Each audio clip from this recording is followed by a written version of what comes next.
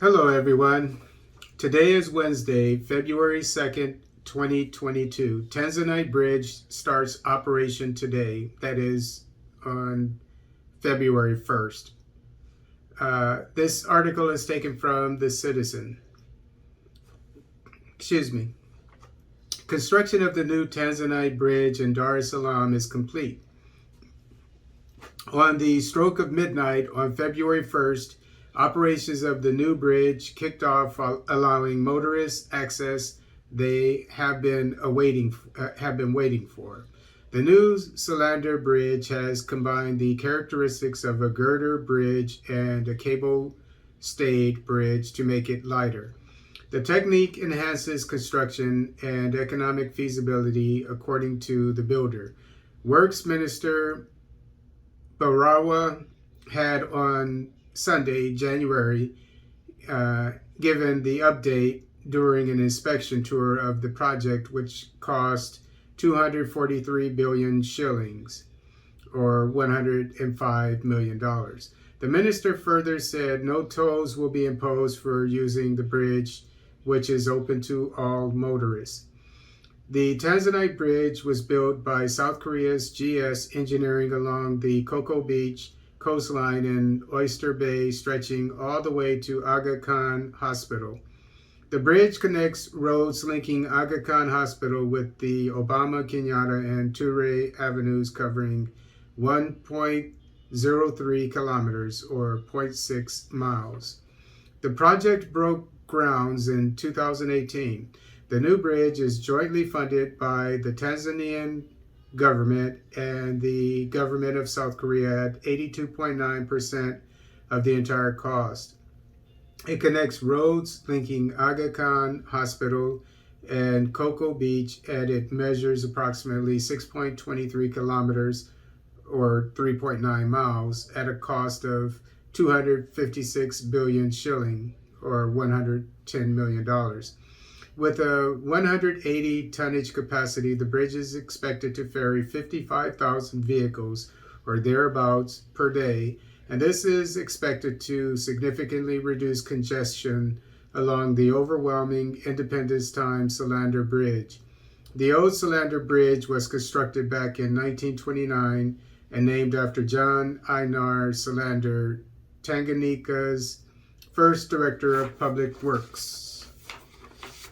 Just bear in mind that Tanzania, from what I've read, is in a lot of debt, a lot of foreign debt, and is concerning a lot of economists, Tanzanian economists.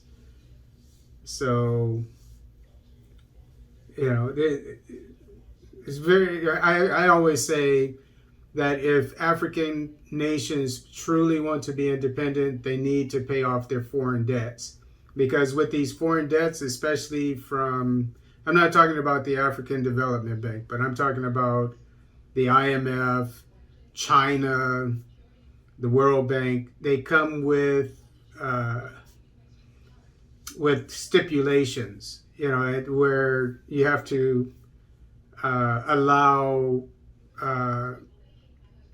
access to your markets to foreigners, among other things, and which is no good. And because as a Pan-Africanist, I truly believe that Africans should have in their nations the industries and corporations that they are able to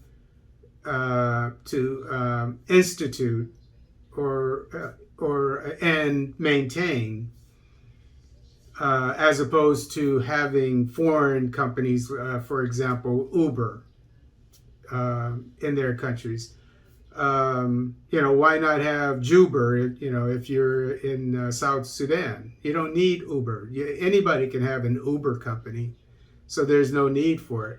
But if you get these loans, these foreign loans, then this kind of stuff is forced upon you. And if you really believe in the Pan-African model, Africa for Africans, then you would take what I'm saying to heart, that any kind of industry or corporation that an African country can do, it should do. And then all foreign companies, they should stay out when it comes to that. But if you are not able to mine for, I know Africans cannot mine for gold. I know that for sure. They don't need outsiders to come in to mine for gold. I've learned that. And but again, if you sign these, the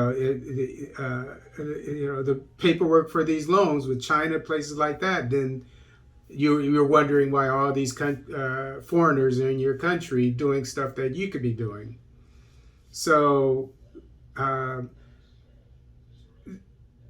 right now, I'm to the point where if an African country isn't building a railway to connect itself with the next African country, so that eventually we can just trade with ourselves and insulate ourselves from the outside world if need be. For example, COVID. Then, generally speaking, and I'm just being general here. Generally speaking, I mean, this bridge, that's important too. Anything that deals with connecting, but some things like that, I don't want to get into specifics here, but I would wish that African countries would start paying off their debts, or at least a large part of them, so they can get out of these debt traps. Basically what I was just talking about.